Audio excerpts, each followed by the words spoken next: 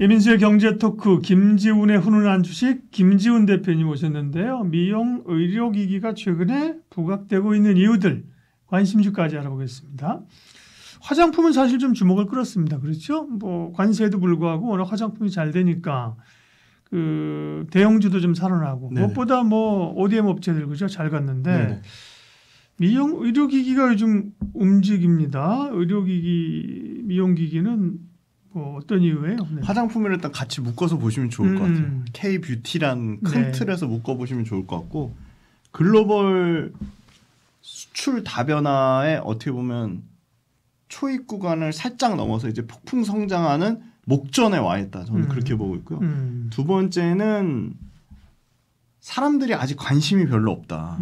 그게 오히려 투자자 입장에서는 기회가 될 수도 있겠다. 주가 올라온 거 못지않게 실적이 어마어마하게 주가 상승 속도를 실적의 상승 속도로 덮고 있습니다. 근데 주가는 올라오는데 실적이 못 따라오면 언제든 박살날 수 있는데 그렇죠. 주가 올라오는 것보다 어떤 기업들은 실적이 더 빠르게 올라가니까 주가가 실적 올라가는 속도를 못 잡고 있습니다. 1분기 1, 2, 3월 달 전체 외국인이 와서 피부과 성형외과에 쓴 돈이 1,850억이랍니다. 그걸 평균 관광객 수로 나누니까 110만 원 정도 나온 것 같아요. 결국 그러면 그들이 와서 혼자 하는 건 아닐 거고 그죠? 그렇죠. 관광 뭉태기로 패키지로 오는 거죠. 패키지로 오고 어쨌든 병원에 연결해서 갈 거 아닙니까, 그죠? 네네. 그러면 병원에서는 결국 의료 장비를 쓰니까 그죠? 그렇죠. 그 장비 수요나 그 소모품 네네. 늘어나니까 네네. 좋다 이런 라직인 거죠. 네. 장비에서 끝나는 게 아니라 소모품 그 뒷단에 그러니까. 들어가는 소모품들이 지금 엄청나게 마진이 좋으면서 연속적으로 쓸 수 있는 거죠. 뭐 헐리우드 탑스타 중에 하나인 제니퍼 애니스톤이 야 나 파마리서치에 리쥬란 맞았더니 이거 효과 어마어마해 해서 알아서 인플루언서들이 홍보 수단이 돼주고 있습니다. 여기도 몇 개가 좀 끌고 가는 흐름 아니에요? 정확합니다. 예. 네 종목이 하드캐리 했고요. 예. 휴젤부터 클래시스, 파마리서치, API 원텍까지 요 5종목이 하드캐리 했습니다. 휴젤만 해도 와 작년에 84% 상승을 나타냈는데 현재 역대급 신고가 영역이죠. 요 최고점에서 DD라고 하는 게 하락률인데 4%밖에 안 됩니다. 네. 올해 36%. 36%고요. 휴젤이. 네. 클래시스가 드디어 7만 원 돌파하면서 40%. 40%. 네. 네. 클래시스도 이미 작년에 27% 상승률을 나타냈습니다. 파마리서치가 와 여기는 뭐 작년에 이미 137% 상승률을 나타냈는데 올해 지금 또 60%대 가까운 59%의 상승률을 나타내고 있고요. 그다음 APR은 요 멀티입니다. 화장품과 미용으로 다 합니다. 홈 디바이스 쪽인데요. 작년에 21% 하락했고 다만 APR은 2월 27일 작년에 상장됐기 때문에 네. 전체 1년치 데이터는 아니고요. 올해 100% 넘는 상승을 기록했고요. 원택이 지금 5월 달부터 폭주하기 시작하면서 102% 상승을 나타내고 있습니다. 그러니까 APR이 지금 실적이 폭증한 이유가 국내도 잘 됐지만 미국과 유럽과 일본과 중국이 다 터졌습니다. 그런데 휴젤도 1분기 역대급 실적이 나왔는데요. 매출 898억에 영업이익 390억 기록했는데 여기도 호주, 대만, 미국, 우리나라, 일본, 태국은 저가 경쟁 때문에 약간 부진했는데 일본은 더 많이 팔 수 있었는데 캐파가 제한돼서 더 못 팔았습니다. 그러니까 전반적으로 글로벌에서 매출이 전체 매출에서 70% 이상까지 올라오면서 완전히 이제 글로벌화 기업이 됐고 글로벌 매출이 많다는 거는 영업 마진이 좋다는 거거든요. 최종 목적지는 미국입니다. 그래서 전부 원택이든 비올이든 휴젤이든 클래시스든 파마리서치든 미국 진출하려고 하는데 휴젤은 이미 미국의 FDA 승인 받아가지고요. 이 레티보가요. 가장 빨리 받은 거는 대웅제약의 에볼루스가 제일 먼저 받아서 지금 폭풍 성장하고 있는데 그 뒤따라서 휴젤이 들어가는데 휴젤이 아마 2%만 미국 전체 시장의 2%만 차지해도 전체 매출은 미국에서 한 2,600억대. 그래서 이게 휴젤이 장기 그림으로 2030년까지 만약에 2%에서 4%, 6% 시장 장악한다고 하면 2,000억대 사이즈가 아니라 최대 맥스는 6,000억에서 8,000억 사이즈까지도 커지지 않겠냐. 주가 올라가는 속도보다 밸류에이션 개선되는 속도가 더 빠릅니다. 그러니까 실적이 만큼 좋아지니까 그죠. 휴젤 지금 내년 포 20밖에 안 됩니다. 아, 그러게. 심정적으로는 그렇게 올라왔으면 한 40배 정도 될 것 40배 같은데. 될 것 같은데 20배고요. 예. APR은 17배입니다. 아. 근데 여기는 이제 화장품이 섞였으니까 음. 순수하게 보기 어렵고 파마리서치가 제일 지금 비싼데 내년 기준 26배, 올해 기준 33배입니다. 아, 대체로 밸류도 좋네요. 그죠? 네네. 실적이 좋으니까 그죠? 주가 올라도. 예, 미용과 의료기기에서의 탑픽을 보죠. 네, 휴젤입니다. 휴젤. 네. 휴젤 뭐 APR 궁금하실 텐데 APR도 시간이 나면 또 좀 말씀드릴게요. 일단 실적이 뒷받침돼주고요.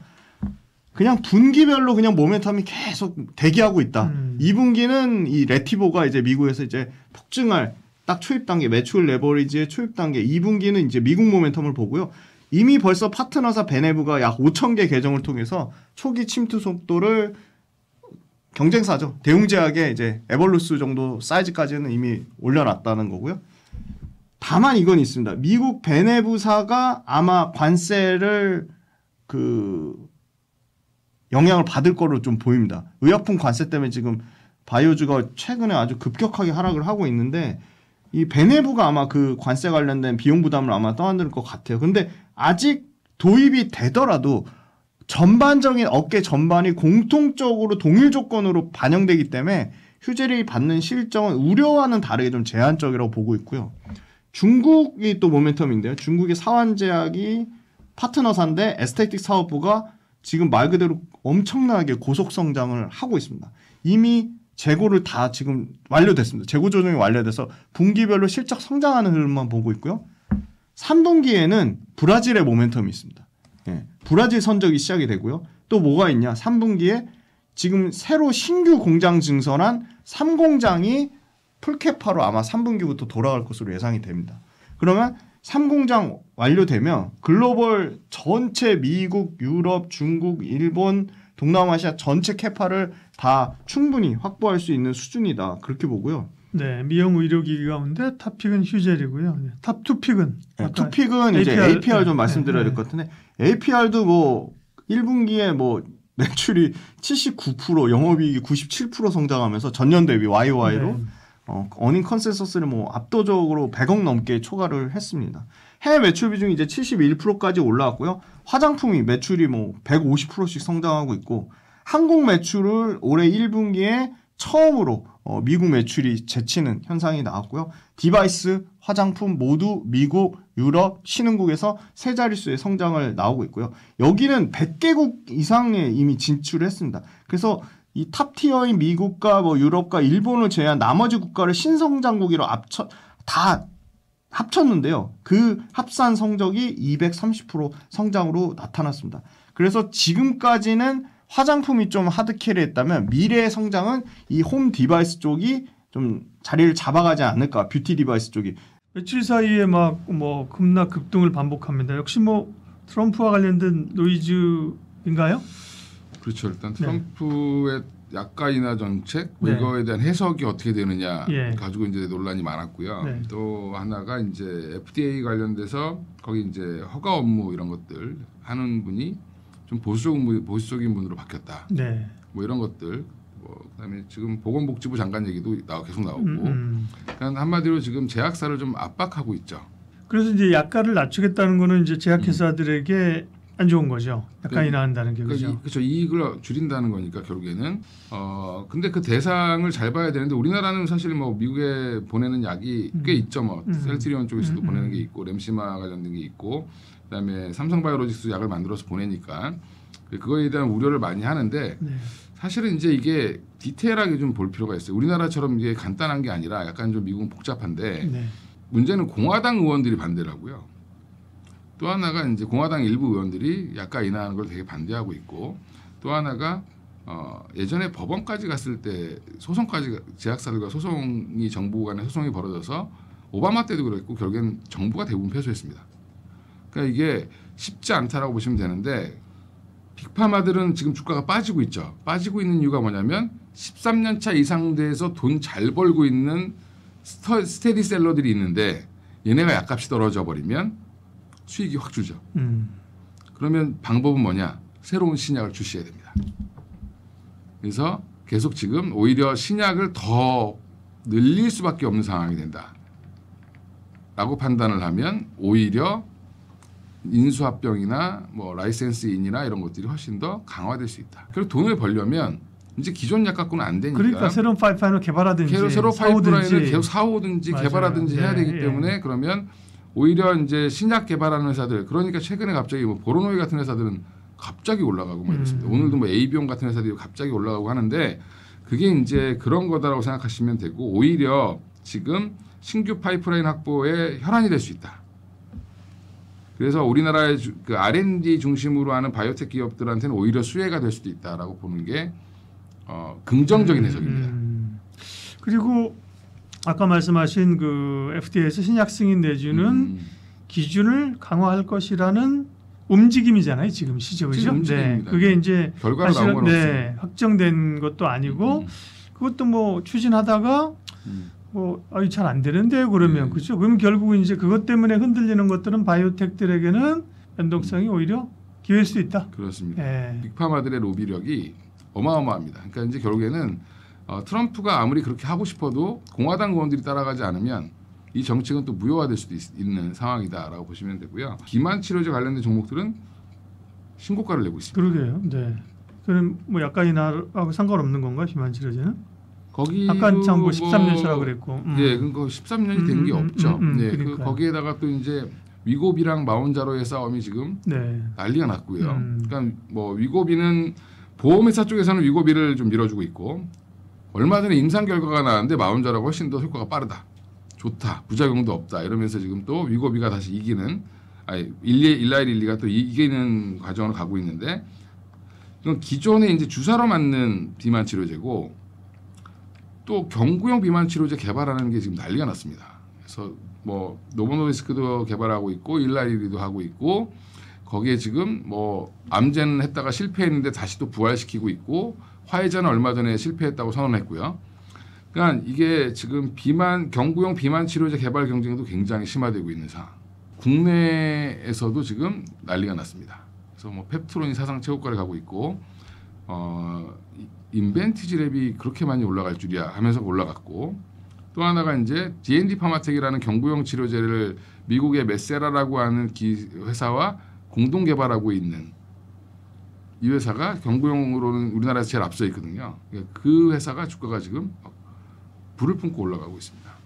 그러면 이 흔들릴 때 이 매수 관점의 기업은 어디예요? 그렇죠. 흔들릴 때 저는 매수 관점으로 보고요. 지금 네. 유한양행 같은 경우도 뭐 미국 수출 물량 어쩌고저쩌고 얘기하는데 미국에 수출한 물량 거의 없고요. 사실은 렉나자가 덜 팔릴까봐 지금 약간 깎여서 이렇게 생각을 우려를 하는데 렉나자 팔리는 그 속도는 매우 빠르다라는 데이터는 지금 나오고 있습니다. 그래서 얼마 전에 허혜민 애널리스트가 올려놨던데 자료를, 그러니까 렉나자 판매가 급격히 늘어나고 있습니다. 제가 지난번에 말씀드린 것처럼 폐암 치료제를 타그리소 쓸까 이거 쓸까 선택이 아니라 이제 렉나자로 바뀌고 있다.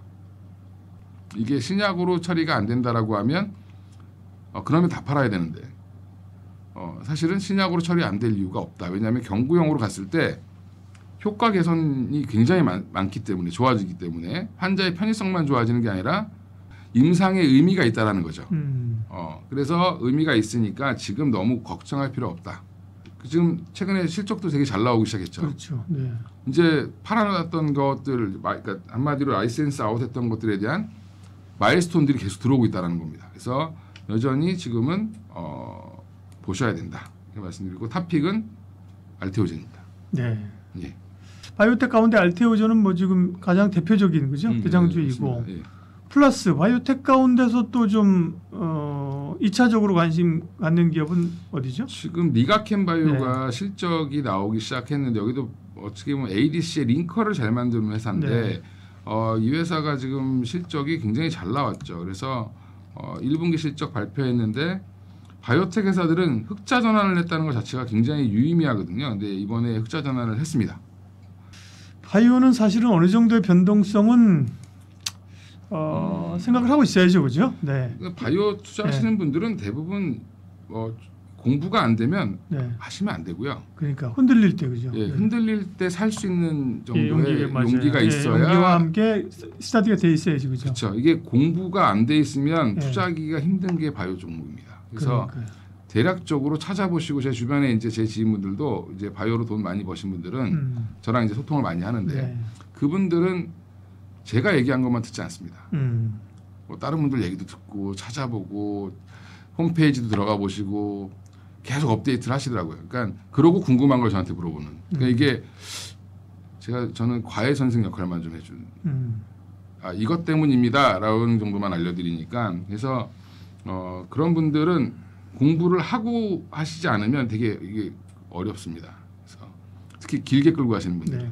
근데 또 지나고는 바이브 쭉쭉 오르는 거 보면 아 그때 살 걸 하는 생각이 있잖아요, 그죠? 그렇습니다. 네, 예. 업종의 특성이 있습니다. 네. 예.